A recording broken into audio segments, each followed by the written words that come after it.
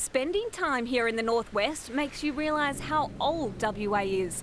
The landscape is ancient, and while the traditional owners have been here for thousands of years, European settlement has been relatively recent, with some of the earliest contact happening right here off the coast of Dampier. It is absolutely beautiful out there, and the best thing is you don't need your own boat. I'm heading out with Brad from Discovery Cruising to discover the beautiful Dampier Archipelago and find out some WA history for myself.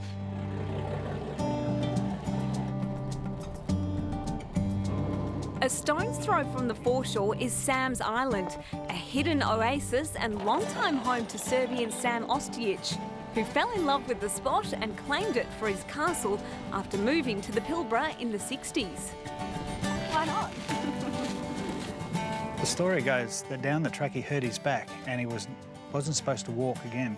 Proved everybody wrong, and in his R&R he came over here and started building. This is where the legend of Sam started, where he came over here and he stayed here for 40 years. But he had the support of the community and Rio Tinto at that time to get a lifelong lease on the island. And he built all of this himself? All this you see around, he built with his hands. The whole area is Sam. It's got his signature all over it. I must admit, when you cruise around the archipelago, it's not hard to see why Sam decided to stick around. Brad, this is a pretty significant spot in WA history, isn't it? It certainly is. This is significant to the town of Dampier. Its name Dampier comes from William Dampier, who was the first Englishman in the Australian mainland, and in particular he came here in 1699.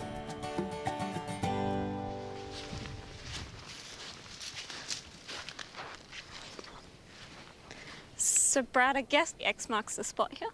Sure does. This is where William came. He rowed ashore from the Roebuck out in the ocean there because they thought that, well, they knew that over the first hill and near the first ridge line there should be water. So they would have dug for water along here. It is so typically Aussie, isn't it, to find such a significant part of our nation's history right here on what is an unassuming little island off the coast of Dampier. Brad, where to next? Jump in, let's go.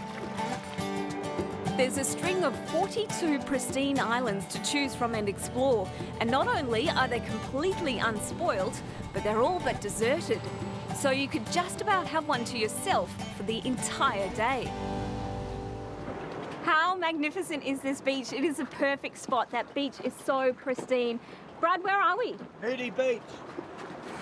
We're really not at Nudie Beach, trust me. Brad, seriously, where are we? I got Malice Island, Marty Bay. Malice Island here in the Dampier Archipelago. There is so much to see. We've shown you plenty of the history, but there's so much more to it. It is famous for its diving and snorkeling as well, so let's go take a look.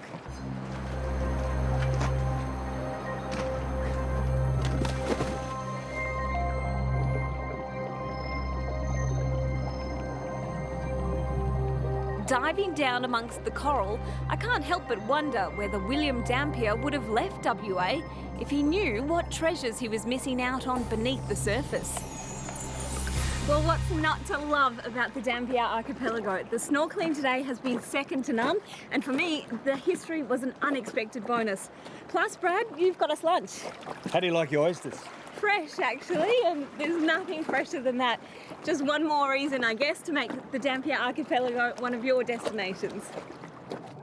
More to come on Destination WA, but first, let's find out what's coming up in 9 News.